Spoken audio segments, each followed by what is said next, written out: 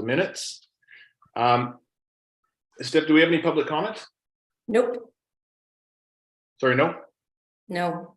Nothing. Okay, now we can get into the welcome and introduction. So thanks everybody. Appreciate you all being here tonight. And it's been a year since our last meeting. So I think it would be worthwhile. A lot's changed since then. We've had an election. We've got a new council liaison and new faces in the committee. So I think we should do a little introduction so everybody knows who's who and what's what. So maybe David, if you want to start, we can go around the committee, the new members, just introduce yourself, who you are, and what drives you to be on the sewer committee. I don't know. Sure. My name is David Bellringer. We own Village Square here and some apartments across the street. Represent 18 or 19 small businesses here in the Cove, and a lot of these costs do get carried on to them, and they are users of the sewer. So I'm here to represent them and the apartments that we own. Yeah. Thanks, David. Cam, do you want to introduce yourself? Sure. Hi, I'm Cameron Rolfe, a longtime Bowen Islander. I'm a business owner and operator and a property owner in the Snug Cove area. And I thought I would see if I could lend a hand to see if something could move forward with our Snug Cove sewer system. Great. Thank you. And I've called you Cam a few times. Do you prefer Cameron? Sure, I prefer Cam. Cam, great. Cooper. I am relatively new to Bowen, been here 2 years, but have had a relationship with the island since birth. And I live on Kate's Hill, and I also recently joined the Economic Development Committee. So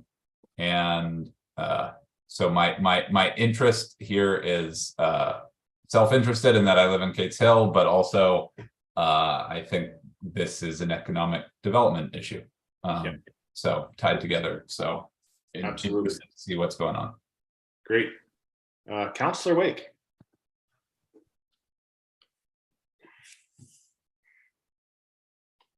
There we go. Unmute myself.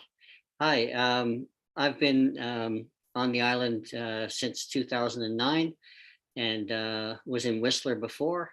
There's lots of similarities, lots of differences, but I'm very keen to help solve the various challenges we have, including the Snug Cove sewer. Great. Patrick?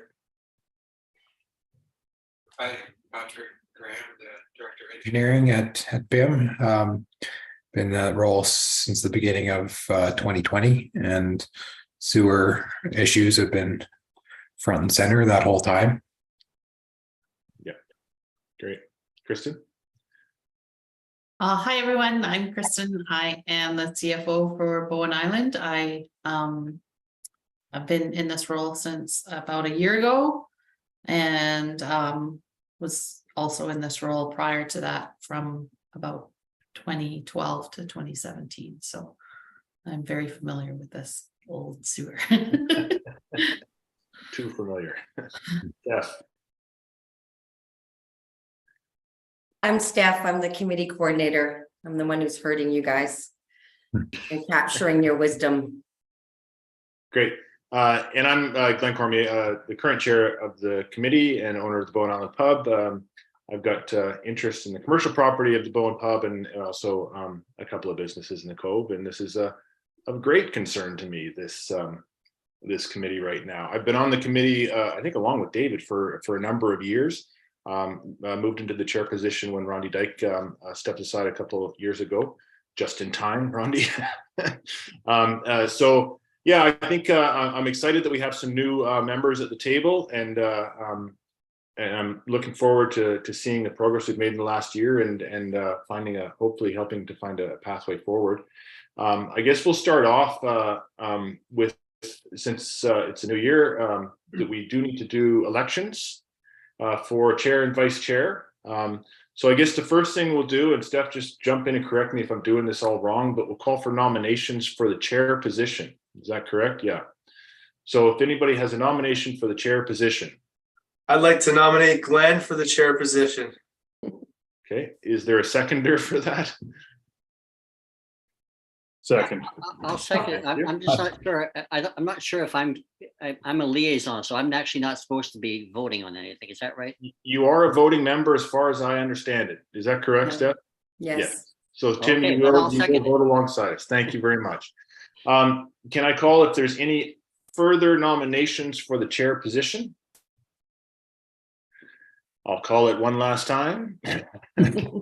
Okay, we'll do the vote. All in favor of myself being nominated chair of the committee? Raise a hand. Thank you. And then do we do the same for the vice chair? I don't think we've had a vice chair in the past, Steph. Do we need a vice chair? Is that a position that we have?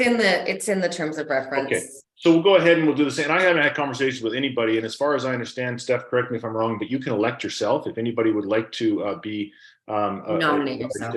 You don't think you can't do that?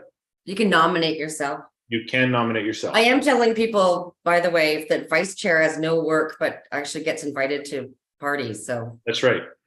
And you organize the year-end barbecue for the sewer committee. So is there nominations for the vice chair position? I will nominate David Bellringer before he nominates someone else. Thank you. Can I get a seconder for that? I'll second that. Thank you, Cooper. All in favor for David to be the vice chair? Excellent. So I think we're set for the next year. So with that, let's get into it.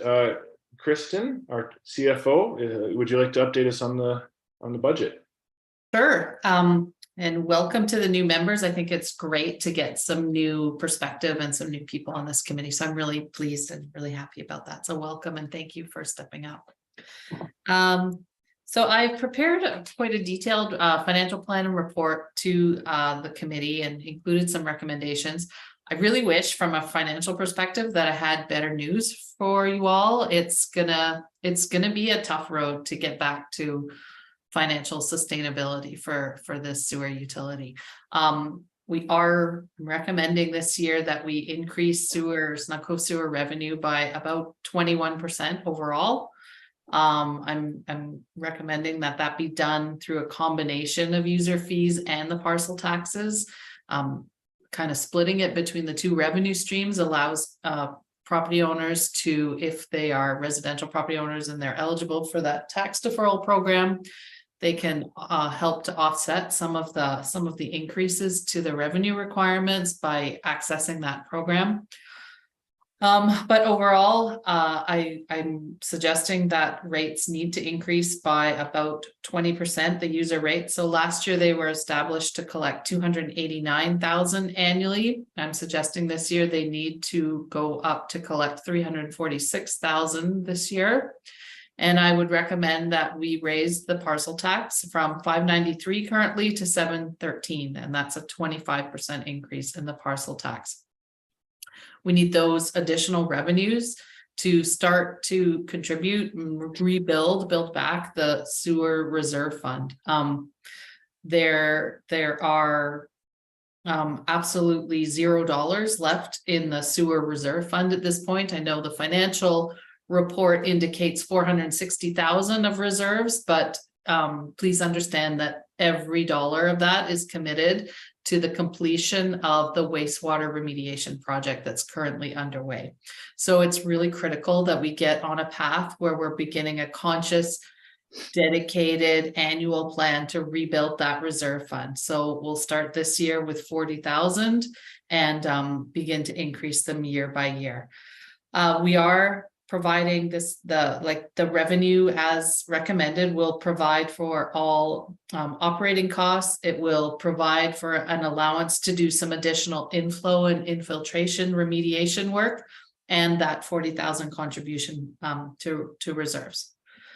Council has directed staff to complete a utility funding policy. So I expect that next year, once we have this, reserve fund discussion, that we'll have some policy direction on how to structure the reserve fund contributions next year. So we're starting here this year with a $40,000 contribution. Next year, I believe that we'll be able to make a recommendation that's supported by a council-driven policy.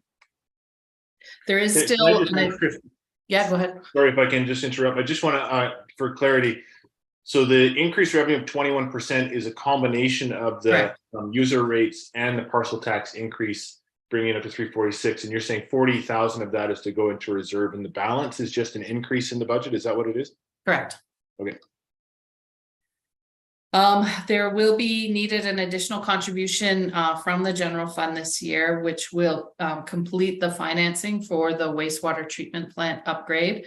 So I've estimated it at 100,000 last year, back in June, when Patrick brought the award of the contract to the general contractor to complete the project. He indicated at that time that there was going to be some additional funding needed. We wanted to just wait until the project was completed and not go back to council to approve additional funding until such time as the project is completely wrapped up, because we didn't want to keep going back if there was change orders or something. So I was given the direction to come back to council with a final funding recommendation detailing the split between general fund funding and sewer fund funding. So at this point, we believe that there will be another $100,000 required from accumulated surplus to finish the project. And at that point, I will go back to council with a recommendation that will probably result in an extension of the parcel tax for another year, or something. I'm not quite sure. I'm just going to wait till the project's wrapped up. We can make that recommendation. We can bring it to the committee for a recommendation for approval at that time as well. Operating expenses in this year's budget, they have increased over last year. We're putting in 4% for 2023, an additional 3% for each year thereafter. There's been a bit of a change in the allocation of administrative staffing from the prior year. We have increased the Director of Engineering's allocation to utilities from 35% to 40%, and plus there's the full year impact of the allocation of a portion of my salary that goes to utility admin staffing costs. We also are entering into this year, we have negotiations with our union partners to finalize the new union contract this year. So we haven't had those discussions have yet to begin, but we expect to be provided notice to begin bargaining. It could be imminent.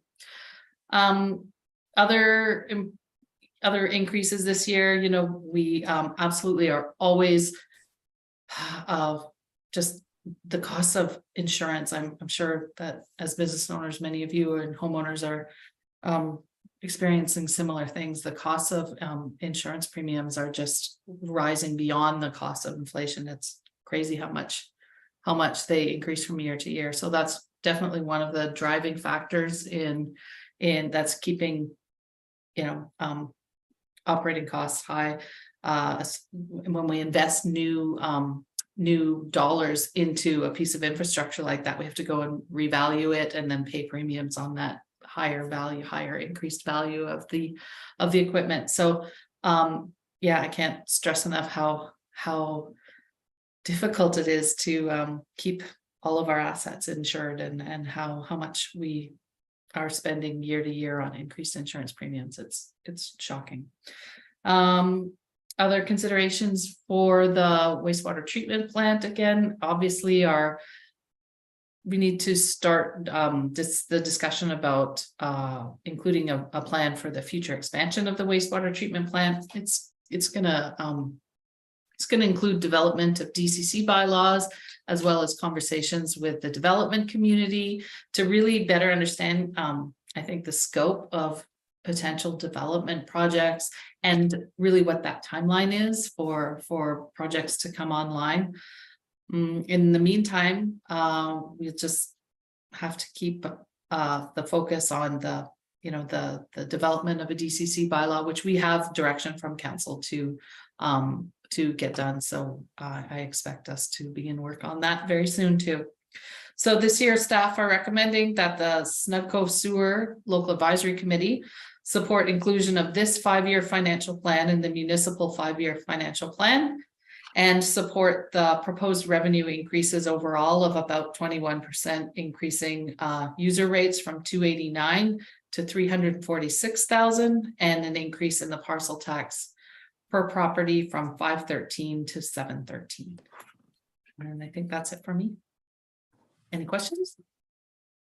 Comments?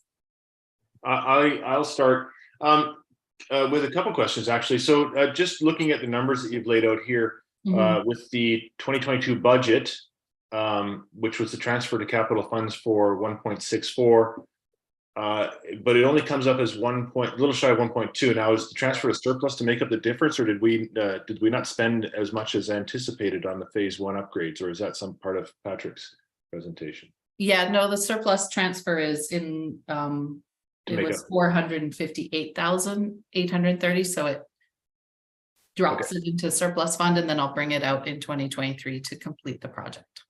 Gotcha. And looking at the 2023 draft budget here, you've got a $560,000 for the capital project for the wastewater treatment plant. Is that for design phase 2? No, that is to complete the current upgrade. Okay, so we don't have anything currently in the 5-year plan for anything related to phase 2. Nothing. At all. No. This year we've got completion of the upgrade that is currently underway and just wrapping up. And additional amount to do some infiltration and investigation to carry on more of that work. Would it not be, and I know that we're going to get into Patrick's presentation shortly here to give us an understanding of that, but I was always under the impression with the urban systems report from 2020 that the timeline for phase 2 was to be immediately following the completion of phase 1, and we should be at least looking at a design line item for phase 2 in the 5-year plan. And is that something that we're purposely omitting because we just don't know, or is it because we're not planning for it? We are purposely omitting it because there's no money to pay for it. There is no money. So really the question is, where is the money going to come from for all of it? Yes. Even the design portion of. You're absolutely right. Yeah. Okay.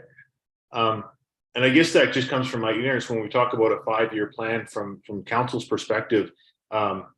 Is that generally the way that it works? Is if you know, we have these large infrastructure expectations, we just omit them from the future planning because there's uncertainty around it? Is that generally how it would work? And I ask that sincerely. I'm not trying to. No, I haven't put it in because at this point I have direction from council to come back with a recommendation as to how to fund the costs of utilities. Okay. So without a council approved policy that says to staff, this is how we as a community are going to fund utilities. I don't want to be presumptuous. I don't want to say that there's going to be additional money coming from the general fund to pay for this. I don't want to say that there's 100% going to be put on the users of a local service area to pay for it. That's a council decision. It's out of my domain. So I will give the information to council. I will take their direction, and I can develop a plan once I know what the intention is and how the council intends to fund that. Okay. And well, maybe Councillor Wake, you can answer. Is this part of the 5-year plan to determine specifically for the wastewater treatment plant in regards to cost development fees and things like that? Well, I think Kristen's hit the nail on the head. It's definitely part of our 5-year plan.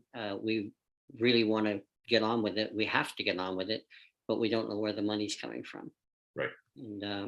And you know, Kristen has a couple of options, neither of which are going to be, I don't think, have the capacity to do the whole thing. So I'm sure we'll be going for some grants, and maybe Patrick will have some ideas on this. But that's sort of the whole reason I really wanted to be on this committee. Is I've been scratching my head about this for some time.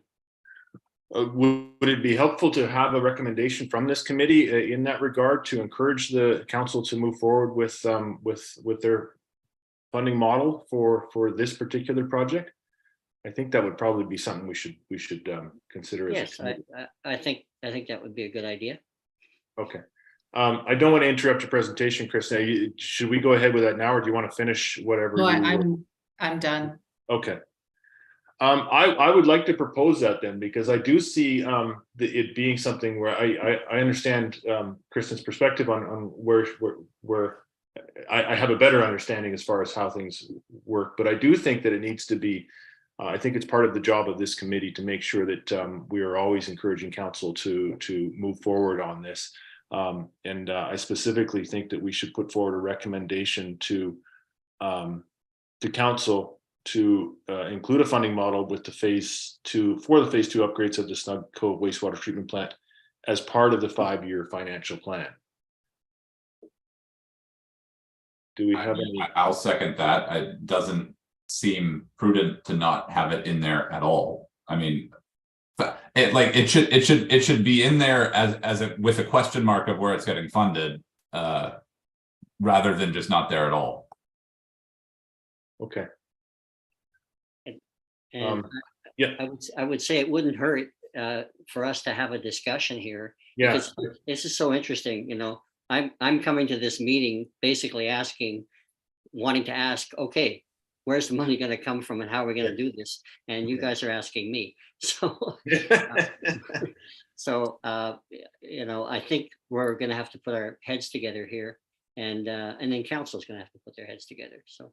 What is, can we, the utility funding policy that you talked about, what is included in that? Because it does seem to me like there's a holistic issue for funding like utilities in general on the island. Yeah. And I knowing very little about the issue, and I'm hoping at some point we can do like a 101 session, and I will go meet with whoever I need to really learn more. Besides the titillating 89-page PDF that Glenn shared with me earlier, because it feels to me like the funding sources, at least a portion of the Cove, is a island-wide benefit, but I don't think that it's possible to have that conversation until there is a island-wide utility funding policy plan in place. Mm-hmm. Yeah, I think that's the overriding document that needs to govern all of these discussions, because utilities are either self-funded or they're not, or maybe there's a municipal assist factor. But you know, and so where in the scheme of the myriad of things that you are doing or council is doing is developing that policy? Because it seems hard to be able to get into the nitty-gritty until that policy is done. Yeah, it can start this summer. It's not going to get any traction until we get past our budget process and we get past property tax collection due date, and we can move on it starting in the summer. Okay, gotcha. Kirsten, yeah, Tim said that you had a couple of ideas on how to fund this. Is that something you want to share, or are you just these preliminary workings?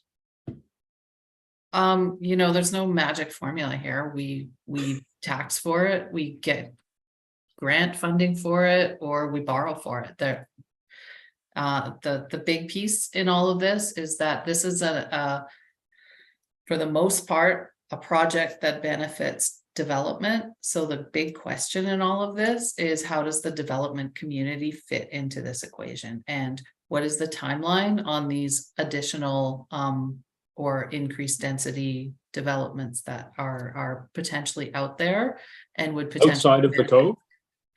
I think in some aspects, there's going to be land that's looking to upzone and want additional zoning capacity. So that would be a development.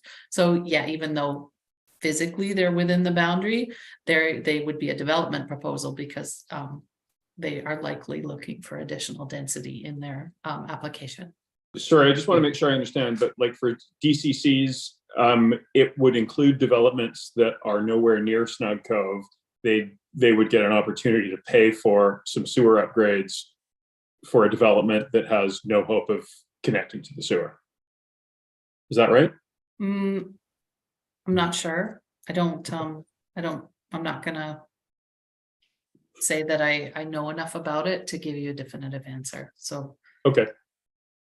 it's a big departmental project. There's a piece of it from engineering, there's a piece of it from planning.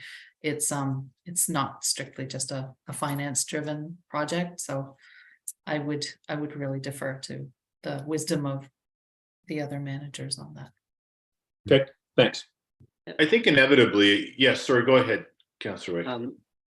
I think I can add, I mean, I have limited understanding of this, but as far as I understand, DCCs usually apply to the area that you're hooking up in. However, the other tool that we could have but don't have right now at our disposal is an amenity zoning bylaw.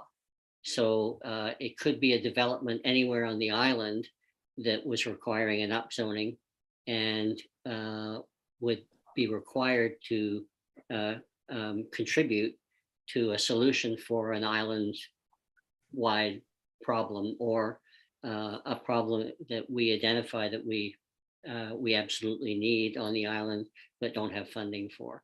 But we're a little, I don't even know if an amenity zoning bylaw is on the plan yet. I think inevitably the discussion of the DCC has been. I think that's probably where things are headed. Like we don't have that, and I think it's unique for us not to have that on Bowen. And I think if that's the discussion that needs to be had, and it requires getting stakeholders to the table, I think that should be a priority for council as well. To bring landowners in the Cove to the table to discuss the formula for DCC. I'm looking at the attachment 1 from the urban systems report that clearly lays out the numbers associated to a formula like that, and they're big numbers and it's difficult to wrap your head around. But when it comes to borrowing, I think it really makes the most sense to look at your future development opportunities and to borrow against that. So I think the first step is to get stakeholders to the table and get some buy-in on that, and that's really kind of where I would want to see the council move on that. I don't know if that's another recommendation that we can make, or if it's the time to make it, but I don't know. Thoughts on the matter? As I say, from my perspective, as being part of this community, I think that the most important thing we can do is help to keep pushing forward and help to try and keep council pushing forward on this, and not to let this particular issue get lost. It's a very significant and substantial impact it's having on our community, on growth and economic development. And right now, the reality is that the timeline to get this sorted out is not next year or the year after, or even the year after that. We are substantially down the road to get solutions to infrastructure upgrades that are hampering our ability to do anything at all. Yeah. It's crazy. So yeah. I just have just as my ignorance. Is there anywhere on the island that has the zoning for higher density for the sort of like affordable housing type stuff, or that is all in the Cove where you could conceivably build affordable housing? I know of other properties, but I think that the landowner needs to bring that proposal forward to council to consider. I don't think it's currently zoned at higher density, but that I think that those options are available to any landowner. At least from my perspective, I think that there's a lot of resistance to finding alternative funding sources for this that are sort of where the cost is shared beyond the Cove. Cove business owners and property owners, but I do think it's an affordable housing issue as well. unless there are other areas on the island where conceivably there would be higher density affordable housing. Because I think that some of the louder voices that are, you know, this is a Cove problem, leave it with people in the Cove, are also people who are saying, where's the affordable housing? And so tying, at least conceptually from a communication standpoint, tying those two issues together a little bit more, I think it is helpful from a communication standpoint, but I also think it's legitimately true, or unless I'm missing something. You know, the most likely place for more affordable housing is somewhere in the Cove. Yeah. So completely agree with you, and something I've been working on for a lot of years here, and I do have a background in affordable housing. The unfortunately, what we're faced with now, and actually it's been this way for a while, is that if you're going to put DCCs in place, often affordable housing projects are asking to have forgiveness of DCCs so that they can afford to make it affordable. So that's what is really going to drive this ultimately is higher density market development in the Cove, and we do need that. We need more diverse multifamily housing, and in various forms. So and that, you know, it can be a mix of market and affordable. We can require developers of market housing to make a portion of their units affordable. That we did that with Belterra back in the day when it was built. Yeah. So there are possibilities there, but it is we don't have the land that is right at the moment very attractive to developers. We don't have developers, you know, knocking at the door. Yeah. So no, I mean, I'm just saying that sort of conceptually, if there are other pools of money out there on the island that could be tapped, but we'd have to change some rules to do that. I think there's probably greater island-wide support with an understanding that affordable housing, if it's happening, is happening in the Cove. And one thing preventing that from happening is sewer capacity. And just sort of logically tying all those things together for people would make the community discussions around this easy. Because it's hard to, you know, you can be like, we need more affordable housing, and like, you know, Glenn, you can afford to pay the extra whatever, you own the pub, you know, like that. Those aren't true, you know, but logically connecting the line, I think, would be helpful. I don't know quite how to do that. Councillor Wake, would you suggest maybe that council look at holding you know, a dedicated committee of the whole meeting just to talk about that one project maybe, or looking at scheduling something like that? sorry, talking about what kind of projects? About maybe getting council to hold a committee of the whole meeting on this one issue, just so that all of the available information, understanding what the constraints are and understanding what the challenges are. Is that something perhaps that could be recommended to have? Yeah, I think that's a good idea. Is the timing right? I'm the only non-Bowen business owner on here. I guess Tim, you're I don't know where you fall, but this is like a business heavy committee asking for money for a sewer that benefits businesses. And I just think flipping that perception is an important part of finding the funding one way or another. I found this on the web. Sorry.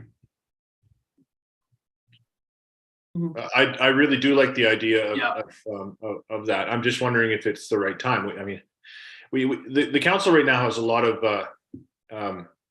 other items that are quite heavy on their plate, and I want to make sure that if we do want to do some kind of you know, involvement with the public and do a committee of the whole meeting, that it would be a a fulsome experience and we can have everybody's attention to this, or are we just muddying the waters that are currently happening? So I mean, timing is everything with this kind of thing, and if it's recommended to hold off until, you know, after the budget process and after the summer maybe, or things like that, where we can have some answers to the questions, maybe might be worthwhile. But that's just my thoughts. And then in the meantime, have meetings with the whole development community here in the Cove, to bring more information to that committee of the whole meeting when it is. Does sound like after the summer makes more sense for that.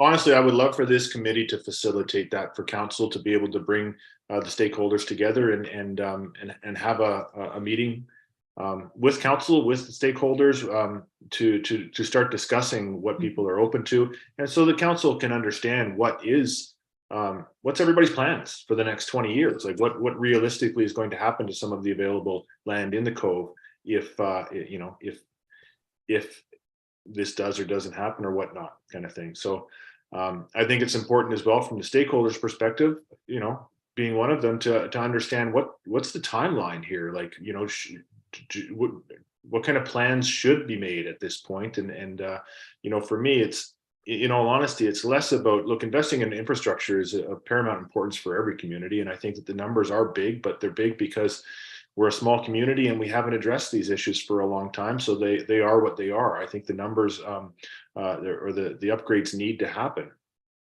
I think it's really just a matter of, you know, how long is it going to take to lift this moratorium, to be able to give hope at the end of the tunnel for people who do want to do things with the land? Because, you know, if we're looking to attract development to pay for these things, then we need to be able to be specific about how long it's going to take for us to get our house in order with that kind of stuff.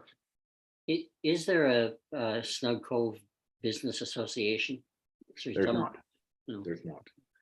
So when you say, I mean, that's something that I think, especially with this issue, you know, a couple of emails could round up the people who need to be rounded up, for sure. I think there's a loose connection with all the business owners in regards to the fact that we all know each other, we all have each other's contact information, and this is a hot topic. So I think that if it's a matter of bringing people to the table, that's not a problem. You know, there as far as business associations for the Cove, I mean, I think that, you know, it goes further than just business. We need the landowners as well. So it's something that, you know, when it comes to that kind of stuff, I'm happy to facilitate the communication with the people who need to know in regards to commercial properties. I mean, residential is different, certainly. But, you know, there are some big players who are doing a lot of the development in the Cove and Kates Hill who will certainly be at the table for this. You know, I think that's important. So, yeah. Can I just sort of ask for clarity? I understand the phase one upgrade is happening right now, and the goal of that upgrade is to bring the sewer system's capacity up to being able to handle everyone who has currently applied for a connection or been granted a connection. Is that right? We're about to get into Patrick's presentation. I hope he's going to answer all those questions. But I do think, yeah. And I guess I didn't want really to specify this to Patrick. I understand though, or maybe it is. I understand phase two is an expansion to cover the entire service area, and then, you know, I guess we're dreaming if we're then expanding the service area beyond that. Seems a long way away. But it feels like everybody on this call seems to be committed that this phase two aspect needs to happen immediately following phase one, like you said, Glenn, and maybe our work ought to go into making sure that happens, or at least finding out how that can happen. Just, yeah, that's good points. Just to clarify, in terms of yes, what you said is essentially correct, that the phase one upgrades are to catch up to development that has already occurred. There's a few building permits that were issued prior to freeze being put on the issuance of building permits that would be accommodated within phase one upgrades, but new development, which includes properties that are in the service area already and have already been, in some cases, subdivided for development. It also includes the phase two upgrades is based on some very general assumptions that we made about what might be happening over the next 20 years, both within the service area and also including some development areas adjacent to the service area that we know of.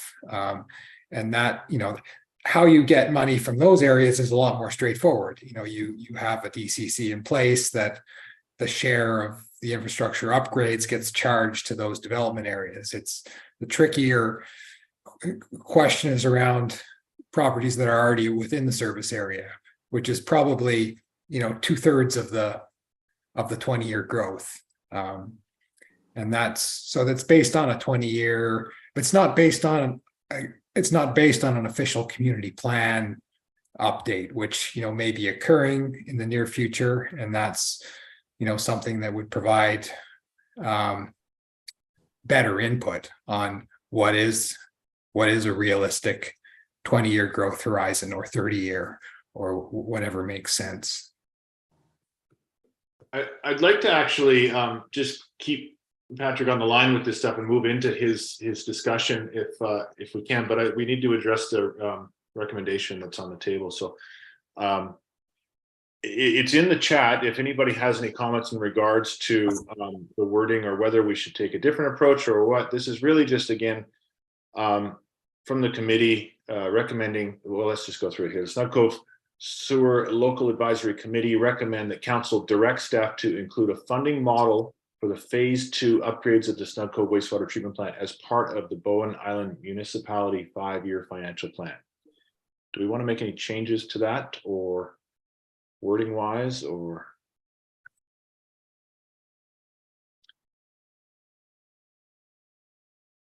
Any further discussion on that?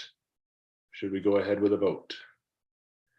I mean, maybe several options rather than a funding model. I feel like it's probably multiple funding models that we need to discuss. Oh, I think a funding model could include multiple parts. Okay. We're going to need everything here. Yeah. Can I just take the pressure off including it in the 5-year financial plan? And the reason I'm asking that is that with what we have right now, sure, I can put in a $6 million expense, but I need a revenue source. And in absence of not having one, I'm going to say, oh, it's grant money and I'm going to stick it in year 3. Like, it just doesn't mean anything. And I think what we're trying to do is to kickstart the discussion about the scope of this project and how it's going to be funded. And I don't see that. I see a better way of maybe moving that discussion along is to ask for the committee of the whole meeting where the interested stakeholders can sit down and speak to council about it. It's just not possible to include a $6 million capital project with 0 funding source attached to it in the financial plan and have it resonate or be meaningful or deliverable in any way. It's just. This is my ignorance here, but how? I mean, there's a bunch of different capital projects going on right now, and I know that they are funded in different ways. Yeah. But how do you have like a master list somewhere of everything out there? Like, I don't know. Like, at some point, presumably there's going to be a discussion about trade-offs of the various projects, and I would just want to make sure this is part of that discussion. And if it doesn't exist in a budget, I don't know how we talk about the trade-offs to fund it. What we have, we presented to council on the 27th. So if you go back to the committee of the whole agenda on the 27th, there's actually a very detailed capital project spreadsheet. And this project is included on that spreadsheet. Like, I don't want you to think that it's not it's not on council's radar in any way. It absolutely is on council's radar, but to make a recommendation to put it in the financial plan with a funding source that's just not even been identified in any kind of government funding program at this point, it just. So It I guess doesn't make much for sense. me, the desire to put it in a plan is to make sure that when there are discussions about, well, we could do this or we could do that, upgrading the sewer, which is the least which in all likelihood is the least sexy of whatever those discussions are, it's part of that discussion. Mhm. So if the capital project spreadsheet is the appropriate place for that to be, that's fine with me. I just don't want this to get forgotten about while we're talking about No, upgrading the upholstery in the community center or whatever, you know? yeah, I agree I agree 100%. But I do think the right mechanism and the right pathway to get there and to make meaningful progress on it is to have that discussion at the council table through a committee of the whole meeting. I would look to you, Councillor Wake, but Yeah, I was just gonna suggest, like, I think let's take out, I would suggest taking out, making it part of the 5-year plan, and instead, council direct staff to work towards a funding model. Actually, better still, for council direct staff to convene a committee of the whole meeting with all stakeholders to explore a funding model for phase 2 upgrades. I would agree with you, is that Councillor Wake. more along the lines of what you're thinking? I would absolutely agree with you that that is a probably more achievable approach. Steph looks like she's got something going here. I'm quite happy to retract that initial recommendation, because I can see where Kristen's going with this, and Councillor Wake, as far as getting the attention of council and prioritizing this, because I think that there are strict timelines as well in regards to their 5-year financial plan. One question though, and this is again my ignorance, but where is council at with their 5-year strategic plan? Is that done? Our strategic plan is done, and it's going to be released soon, but it's not. How can I say this? It's really focused on not making a huge long list of more things that we're going to do, rather than it's focused on how do we deal with all the things that we already have going. So I mean, to that end, it's feeding this, I guess, the same concern that you have about why isn't the Snug Cove sewer sort of more on the table. I can tell you it's very much in the minds of council, but yeah, we're really going to have to get creative here in how we fund things. And maybe one thing that Kristen could comment on is where we're at with our borrowing limits, and because borrowing is, if we can do it, is probably going to be part of that funding model, but we're also getting close to our limits. So, Kristen. We have statutory limits on the amount of our annual expenditure on debt service. So the amount that we spend annually on interest payments and principal repayments, they're limited to 25% of our own source revenue. So at this point, that would be about $2.7 million, and our debt service with everything in at this point is sitting at about $960,000. That's about 1/3 of our debt service limit. We have a couple things in the hopper that are either completed or likely to complete, which will add to that debt service ratio. One is the 3.1 million of blue water borrowing that's been undertaken. There may possibly be borrowing undertaken in Eagle Cliff to do another water upgrade there. And were those two to come online, then we could expect to be at about 50% of our borrowing limit. And then lastly, we have additional longer term, which are kind of 5-year looking down the road, longer term borrowing for a Snug Cove sewer phase 2 or an Eagle Cliff phase 2 or a Blue Water Park phase 4.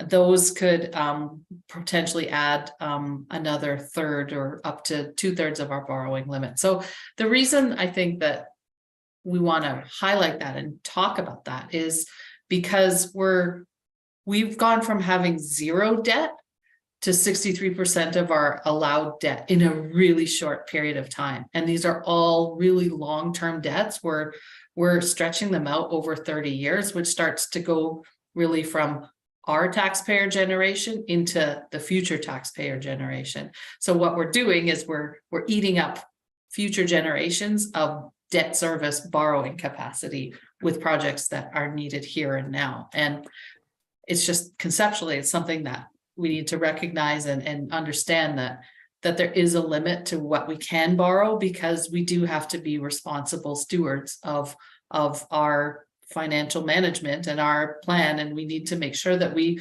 ensure that there's adequate room for future generations who may need to do their own borrowing to upgrade their own infrastructure and things. So it's it's a really long-term planning horizon and something that we have to take into account. So we've gone from 0 to 60 in a really short period of time. Okay. Well, let's Steph, can you throw that back up there? And again, I'm fine replacing my recommendation with this one. So that the Snug Cove Sewer Local Advisory Committee recommend that council direct staff to convene a committee of the whole with stakeholders to explore a funding model for phase 2 upgrades to the Snug Cove wastewater treatment plant. I'm fine with that. Any other comments?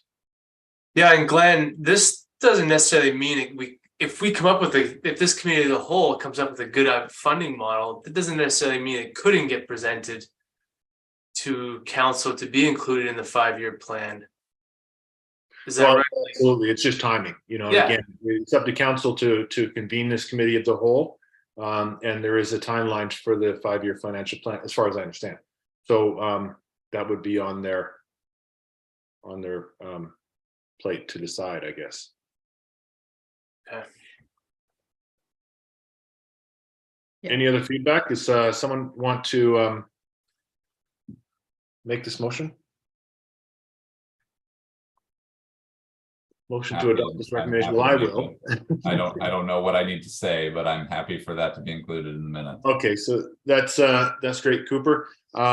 So all in favor of this recommendation, raise your hand.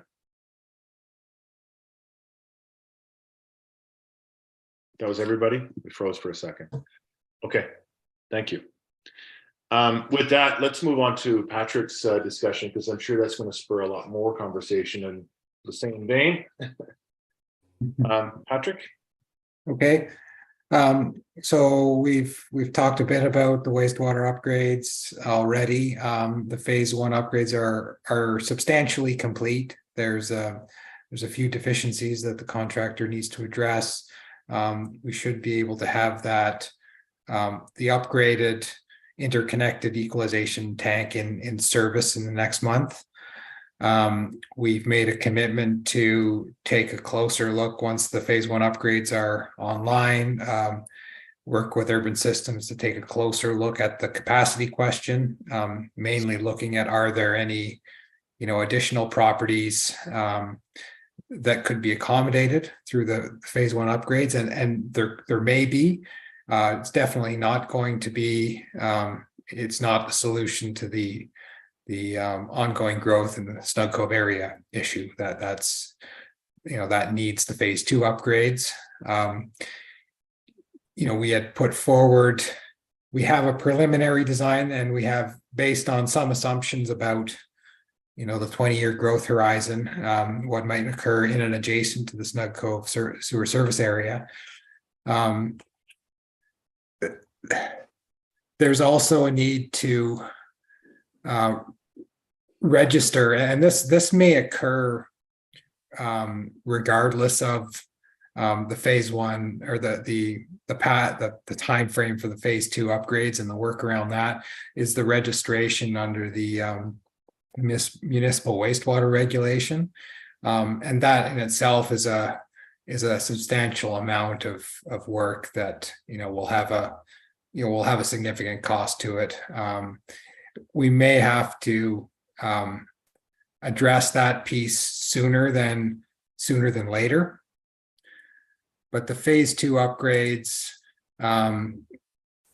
involves adding the capacity. Right now, what we're finishing will enable us to bring the entire current treatment process online. Right now, one of the bioreactors is used as equalization storage. That's about 25% of the plant capacity that we'll be bringing online very soon. That will resolve our current shortfall in capacity.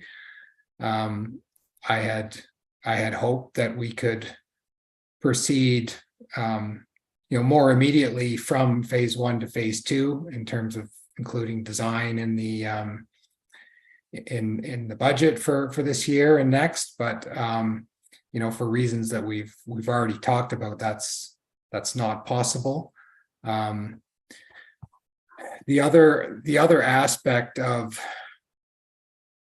funding needs in the sewer area relates to asset management and the need, or the upcoming need to for capital replacement of current components of the system. We're working on, we've been given direction to prioritize asset management planning across the municipality, including the utilities.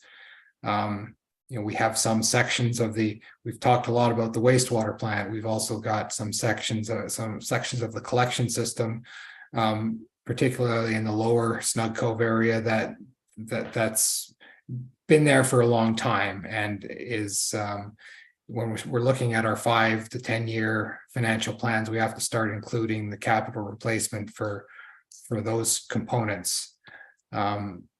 Some of the collection system, like the Cates Hill area, is in much better shape, and that's more of a longer term cost. But we want to be looking at that as well, not just our 5-year financial plan, but our 10-year and 30-year financial plans. There really isn't, other than some work that we're planning to undertake to further reduce infiltration into the collection system. We don't have a particular plan yet for any other major works, other than the big ticket item, which is the wastewater plant upgrades. And we need to proceed with the municipal wastewater regulation registration. We're also going to need to pursue some land acquisition, not a large amount, but some land acquisition from the adjacent metro park. It would be, I agree with a lot of what people have said about needing to get to a place where we have something firmer around a time frame, and also that including when we're going to do these other pieces that are leading up to that project. I'm happy to discuss any aspects of this. We haven't really advanced the phase 2 design process beyond what we had last year when we got together, and we don't have, like I said, an ability to include that design work in our 2023 or even 2024 budget. And was there a number for that design work that was allocated? what we'd, it was about 500,000 for the design, to advance the design of the phase 2 upgrades and also the MWR registration. And so that was about 500 of the 6 million, the Class D estimate for the total phase 2 upgrades.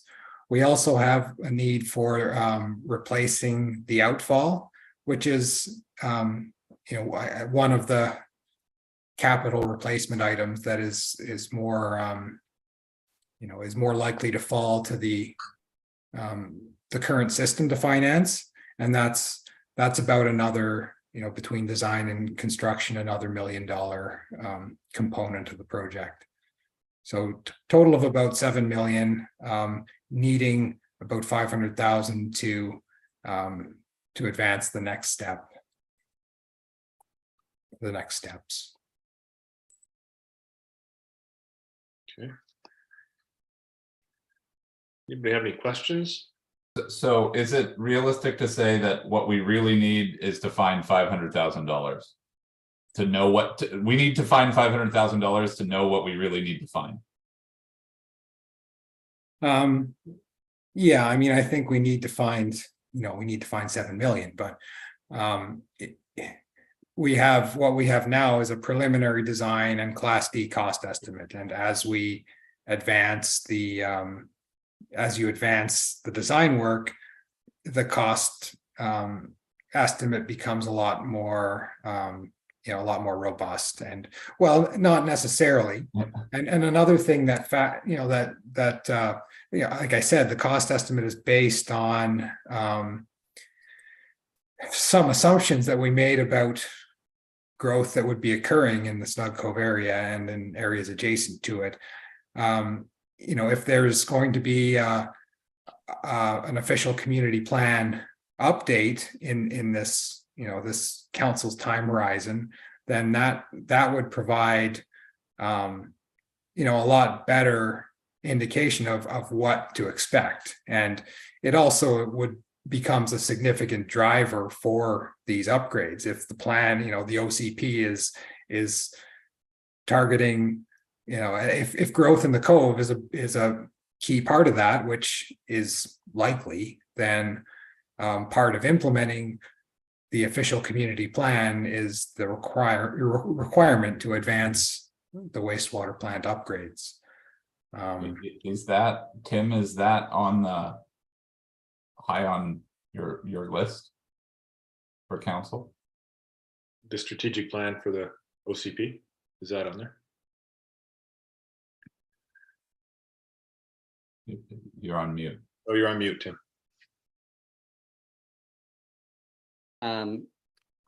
So we don't have a lot of specifics in the strategic plan. It's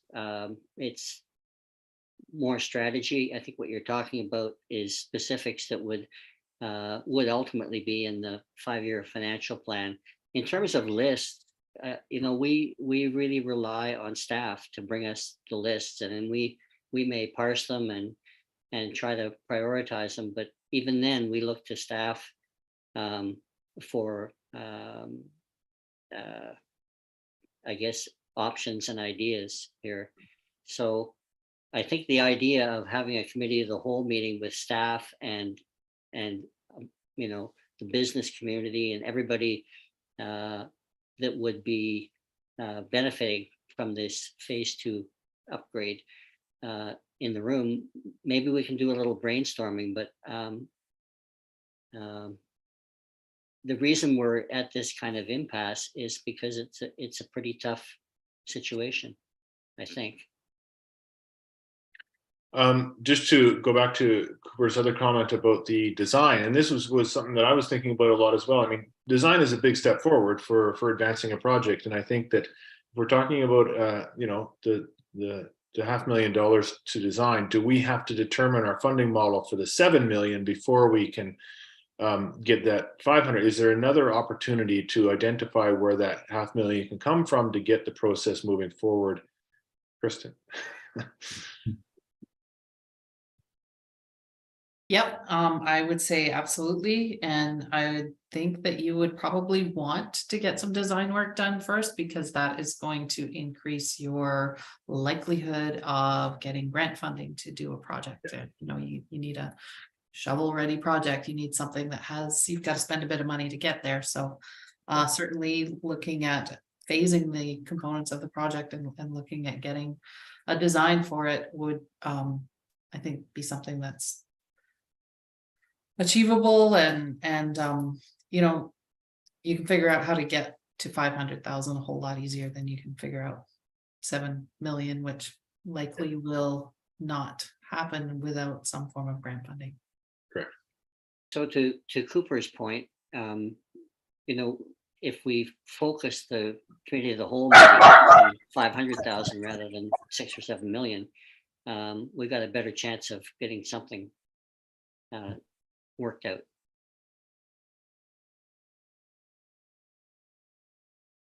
Is that, I have one question for Patrick, just on the environmental side of stuff. Does the phase 1 upgrade work going on right now mean that what is coming out of the sewer checks all boxes? Yeah, that's the idea, is that the phase 1 upgrades will ensure that we're not in a position where we're contravening our permits to discharge or other environmental regulations. And do we get a sense of the buffer in that? Like,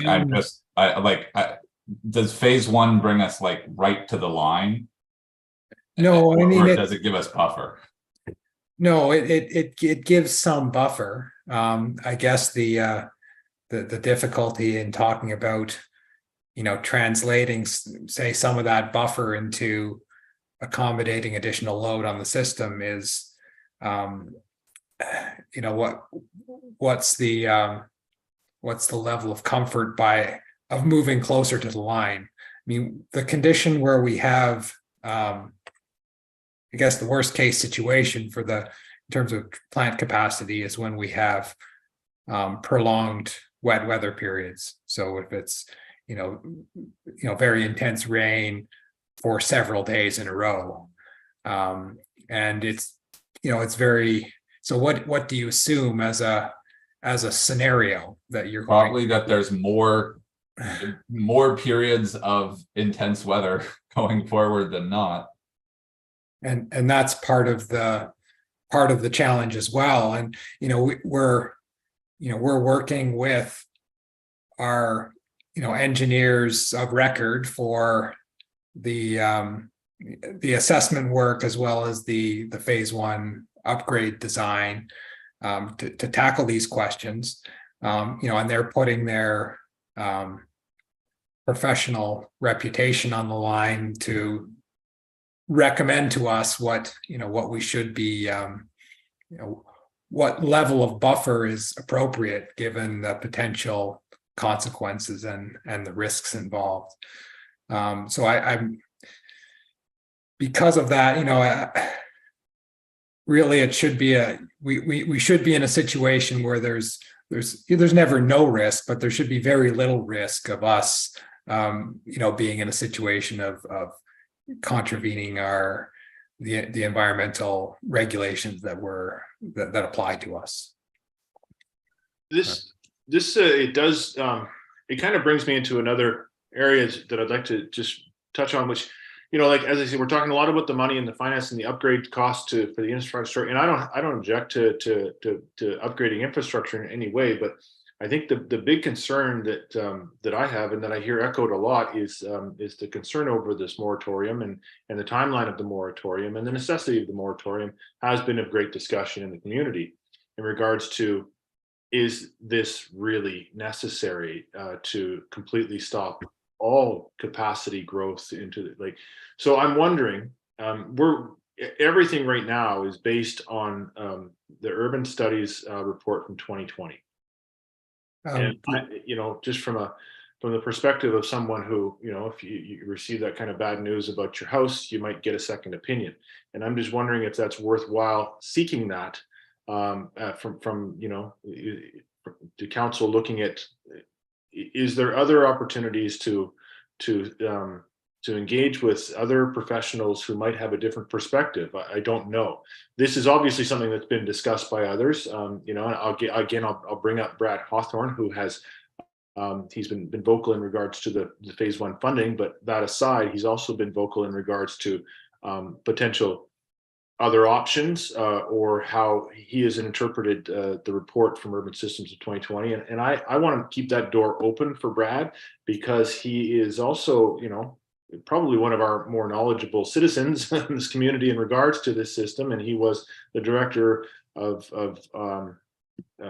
operations or for public works for Bowen Island Municipality, 15, 20 years ago. He has a depth of knowledge. And is it worthwhile bringing him into the conversation just to hear a different perspective on the urban systems report? Is it worthwhile engaging a different engineering company to see what they have to say about it?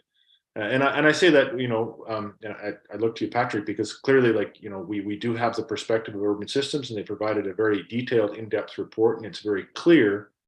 But is it the bottom line?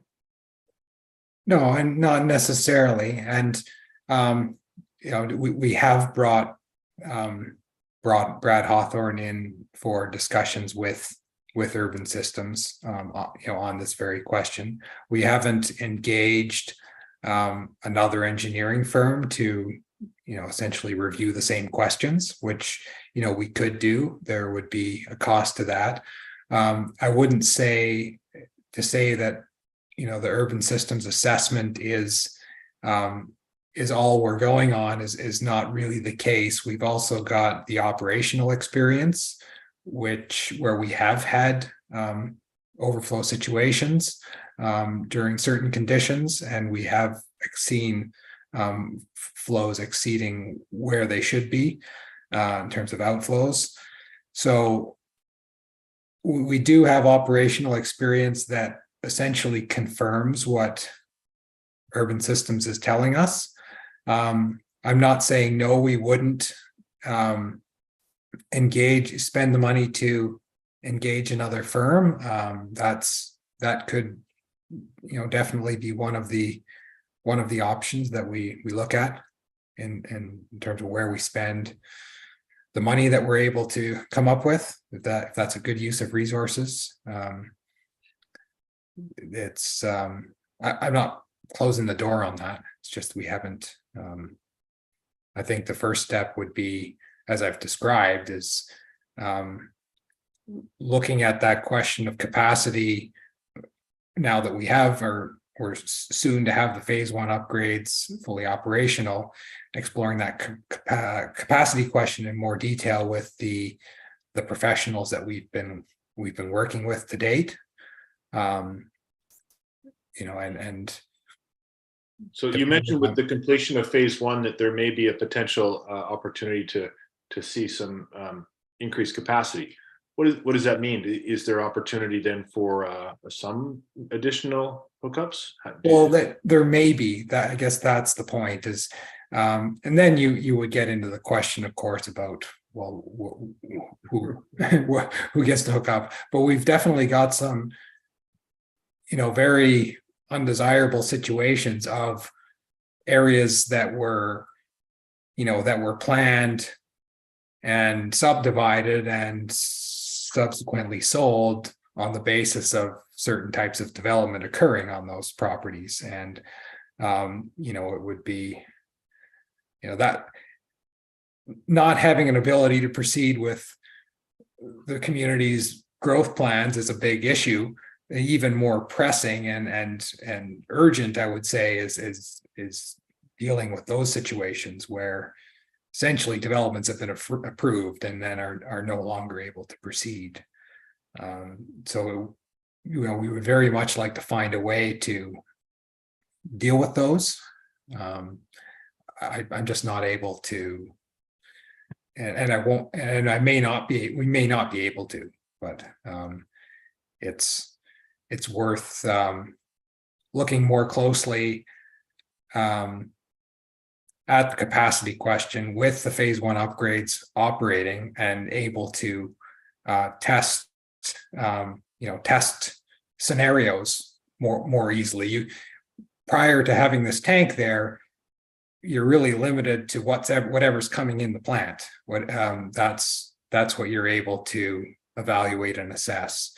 Now that we have some storage capacity, we'll be able to look at different inflow scenarios and hopefully get a better level of comfort around, where's the line and how close can we be to it. I guess that was my understanding, is that we're kind of on this, we're in this moratorium or shutdown situation because of some outlier weather events, really what it seems to be.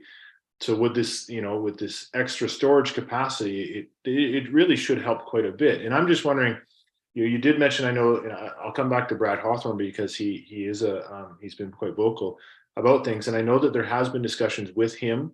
I believe he was invited to a meeting, as you say, with Urban Systems and yourself, and I'm just wondering if that, what the results of that meeting were. Was there minutes for the meeting? Is it worthwhile to open up that discussion? I know that there's members of this committee who would appreciate a layperson's discussion about what we're all really sitting here considering. We're not, aside from yourself, none of us are professionals in regards to this topic, and I think it would help to be able to at least bear witness to a discussion between people who had opposing views. That's just my thought. Is it worthwhile to open that discussion up with yourself and Urban Systems, and Brad, if he's willing to come to the table with this committee and talk about what their perceived solutions may be, so that this committee can feel more informed about the discussions that are happening in the community. Yeah, well, I would say that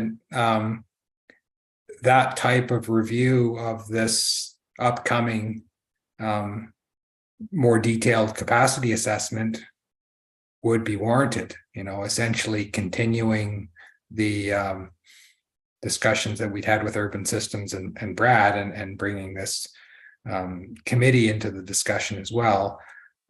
So then everybody understands what's being recommended, why a certain limit is being set on capacity, and if there's disagreement around that, if there's significant disagreement around that, then maybe we do look at hiring somebody else to help us. So what I'm kind of hearing then, and just to kind of wrap this up, is we're going to get another report once the phase one work is done. We're going to get another assessment of where we're at from Urban Systems, and that will be in writing, and we can take that as an update to their previous report, and allow everybody to consume that, and then we can maybe convene this committee with an open discussion with them and with Brad to review their positions on it. Is that a fair kind of plan, I guess? Yeah, that's a fair plan. Yeah. Okay.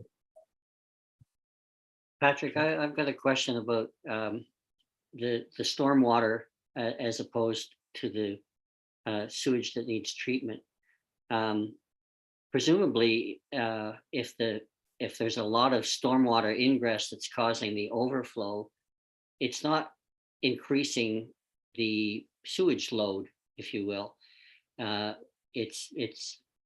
So I guess what I'm wondering is, if the inflow is diluted with stormwater, does that mean less treatment is required? Well, some aspects of the treatment process are limited by the hydraulic load. So the more pressing limitation for us is the hydraulic one, and it's almost, having a lot of flow coming in and trying to put that through, the way these bioreactors work. They've got this sludge blanket that flow comes in underneath and flows up through, all the processes going on in that blanket, treat the wastewater, and then it overflows into the outfall. And if you put too much flow in, that you get uplift on those blankets, and it can wash them out. It can essentially wreck the process, and it doesn't actually make it any better. It's almost even worse if it's diluted wastewater, more diluted wastewater, because it's just, it's not supporting that process. It's just pushing it up and potentially washing it out. And we've done everything we can in terms of stopping the ingress of the stormwater. Well, we've done, you've never done everything you can. We've done a fair bit in terms of assessing every manhole in the system and remediating quite a few of them. There's a few more that we've identified more recently that we'll be dealing with this year, this summer. And that's, you're spending some money, but you're achieving some significant reductions. There's still going to be groundwater that gets in.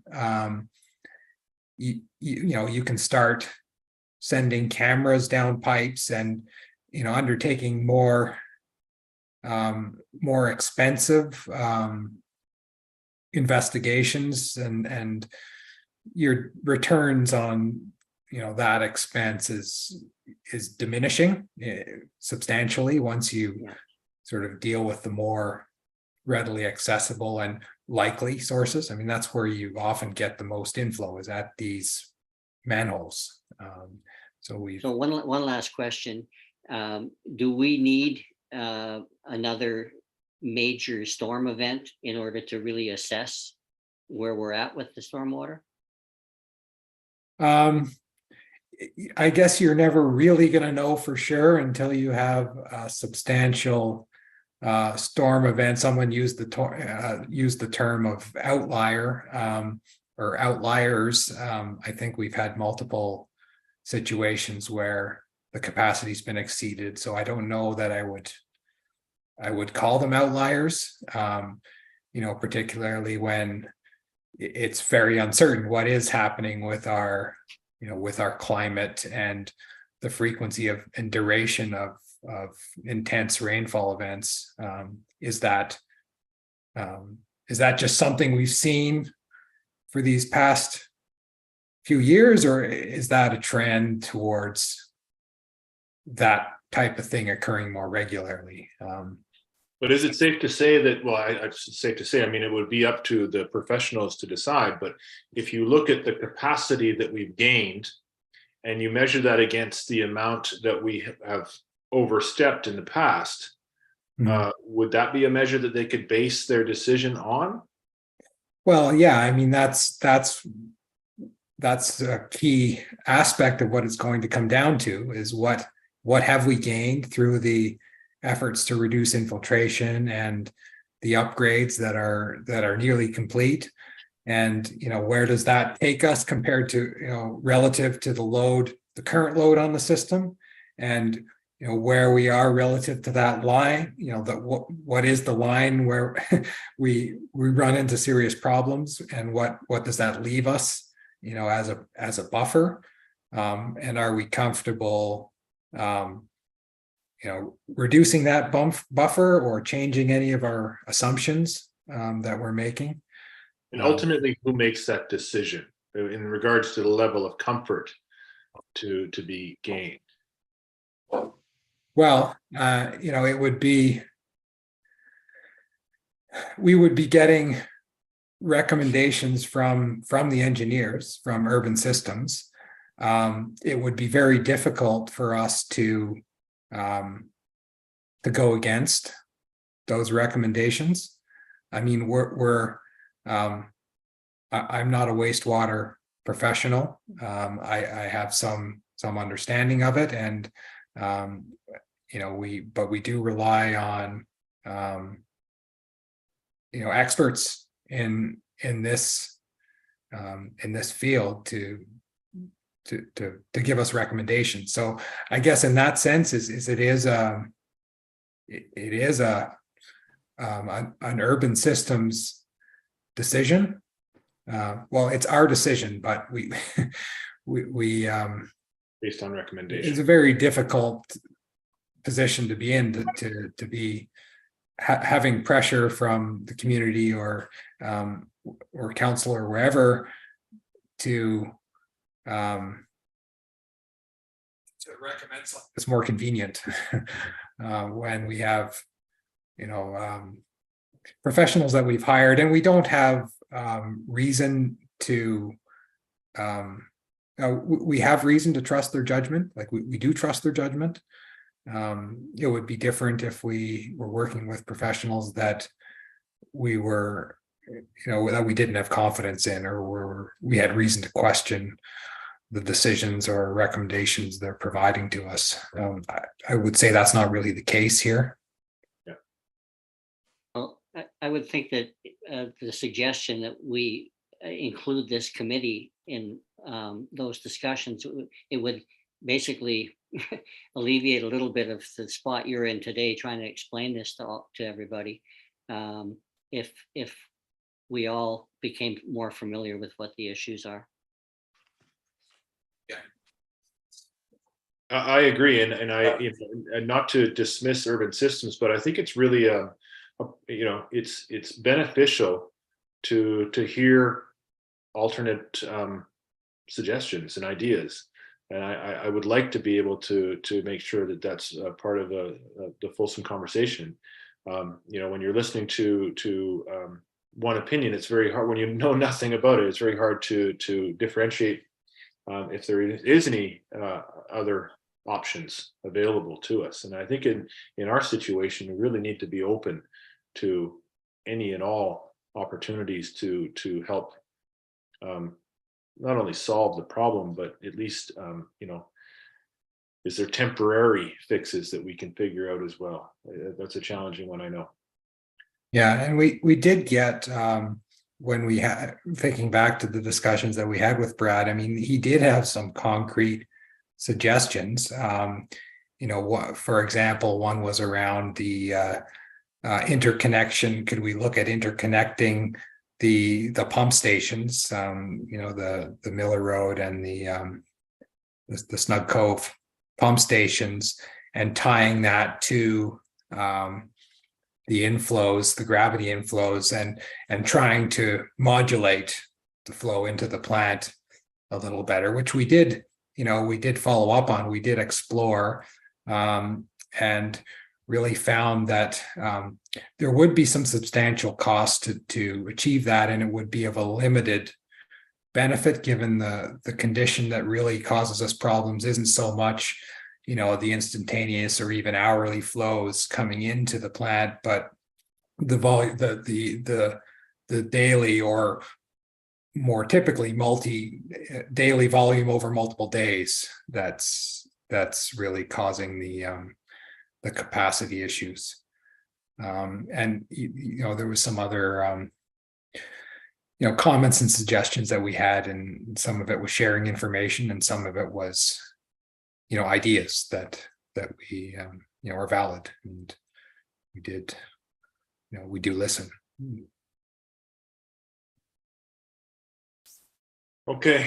Well, just being conscious of time, we're at 6:30 now. I just want to throw it out there if anybody has any further questions or comments or new business that they'd like to bring forward.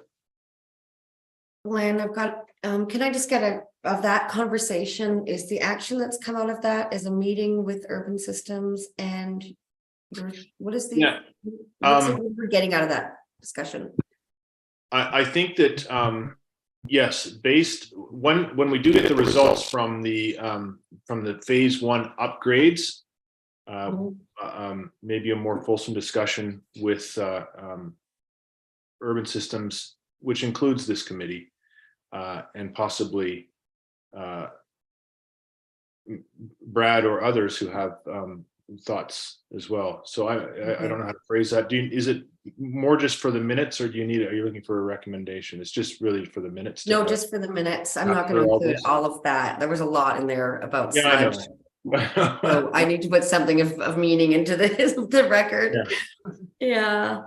But Is Patrick, that can we, something like having an LAC meeting and inviting urban systems to present?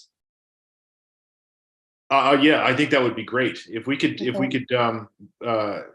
put that into our schedule to have and I don't know whether it's worthwhile to wait until the results of the phase 1 upgrades are complete. Is that really, and what's the time frame for that, Patrick, to get at least some information as far as where we're at as the result of the phase 1 upgrades? I mean, it should be, we expect to be complete and operating in April, and so it's probably another month. It's probably, May or June that we have some real information to share. Okay. The only thing I would say is that just we need that before the committee of the whole discussion that we had, just so we have more details heading into that. That's a good point. so can we just ask Patrick, can you organize that when the time is right to get us together with the urban systems results, and maybe Brad Hawthorne and anybody else that might be able to help? Okay. Or should we ask Steph to do it? You can ask council to ask Steph to do it.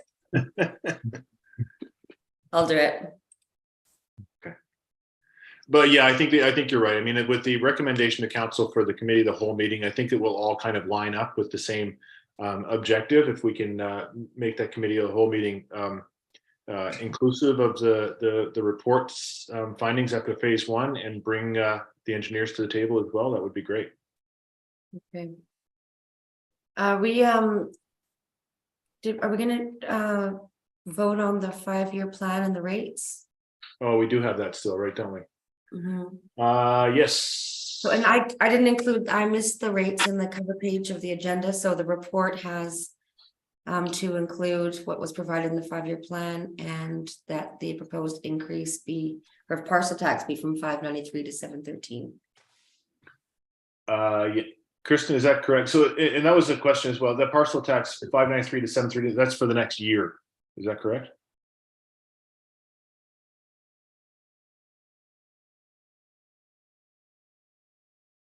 Sorry, I lost my mouse there. That will be the parcel tax, that is, the change to the parcel tax from 593 to 713. The initial establishment of the parcel tax was for a period of 7 years. And then, I think, as I mentioned, once we get the final funding model for this phase 1 upgrade, I believe it's likely it will be extended for 1 further year. Okay. So do you want to just read the recommendation again for this stuff before the up on the screen? Can you see it? I think it's coming. There we go.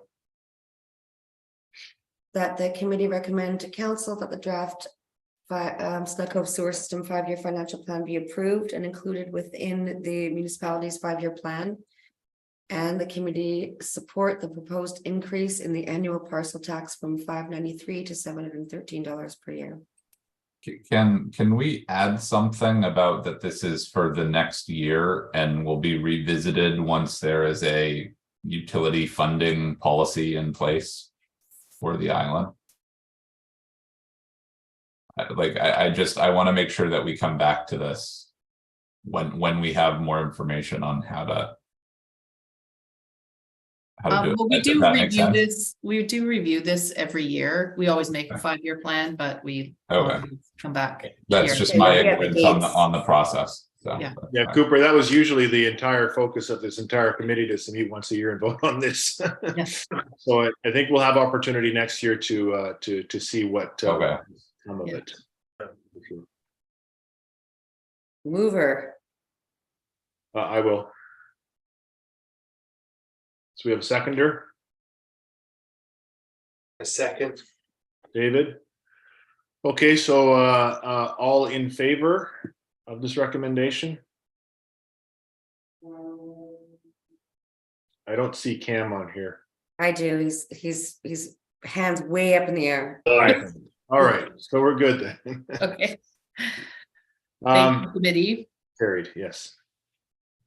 And I guess with that, I will seek a motion to adjourn. Motion to adjourn. There's one, a seconder for that. Good. All in favor for adjournment. Sure. Thank you, everybody. I do appreciate your Thank time you. tonight and Thank you, everyone. all right, good.